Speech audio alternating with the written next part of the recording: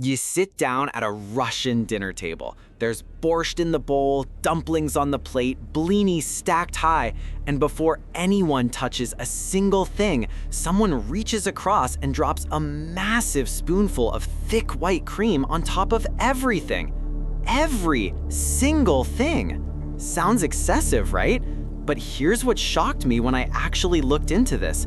That little white dollop sitting on top of Russian food is not a condiment. It's not a topping. It's practically a national identity. And the real reason Russians put smetana on literally everything goes back centuries, through famine, through empire, through the Soviet era, and it reveals something deeply fascinating about how a culture's past gets permanently written into what it eats every single day. Stay with me, because what I'm about to show you will completely change the way you look at one of the world's most misunderstood food cultures. Let's start somewhere most people never think to look: the Russian winter. Not the poetic, romantic kind you see in films, the brutal, months-long, crops are dead, nothing is growing kind. For most of Russian history, the window for growing food was incredibly short. You had roughly 4 to 5 months to grow everything your family needed to survive the next 12. And that created a food culture built entirely around one question: what can we preserve? Salt, ferment, dry, cure, these weren't cooking techniques in old Russia, they were survival strategies. And smetana, sour cream, was one of the most brilliant survival tools ever developed in a cold climate. Here's why. Fresh milk spoils fast, especially before refrigeration. But if you let cream ferment with natural lactic acid bacteria, something remarkable happens. It sours, it thickens, and it becomes shelf-stable for far longer than anything fresh. You've just turned a perishable ingredient into something that can last through a harsh winter.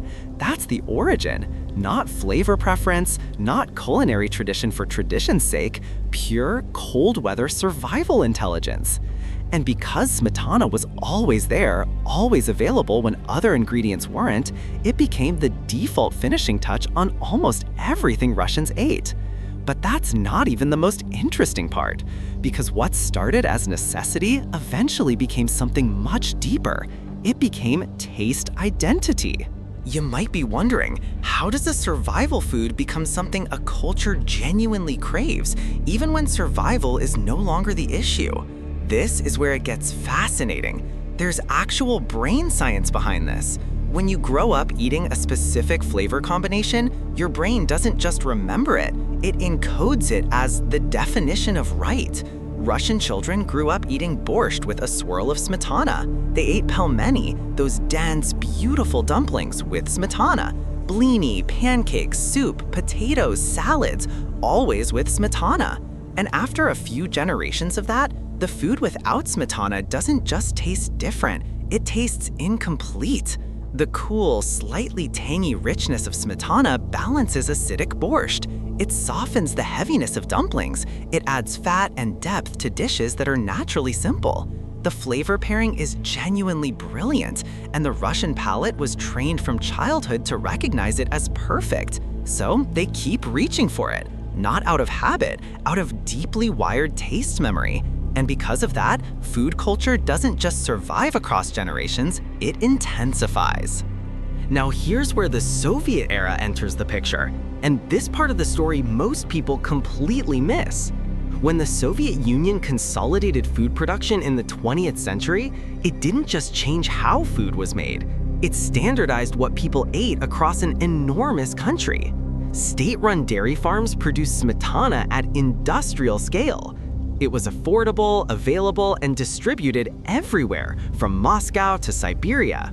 At a time when many ingredients were rationed, restricted, or simply unavailable, smetana was consistently on the shelf. And here's the almost ironic twist.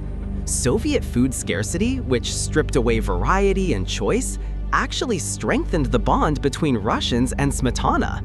When you can't get much, you perfect what you have. When options are limited, the one reliable, delicious thing you always have becomes precious.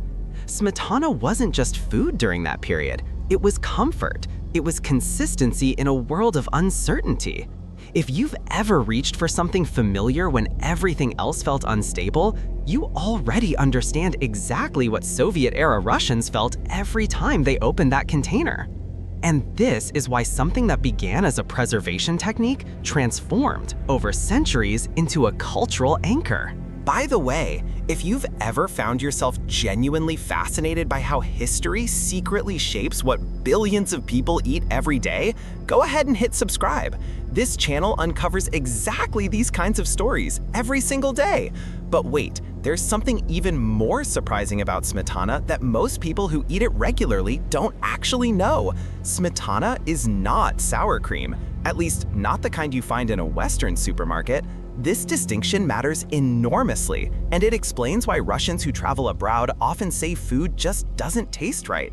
Western commercial sour cream typically contains around 12 to 20% fat. It's tangy, relatively thin, and often has stabilizers and additives to extend shelf life. Traditional Russian smetana, it runs between 20 and 40% fat content.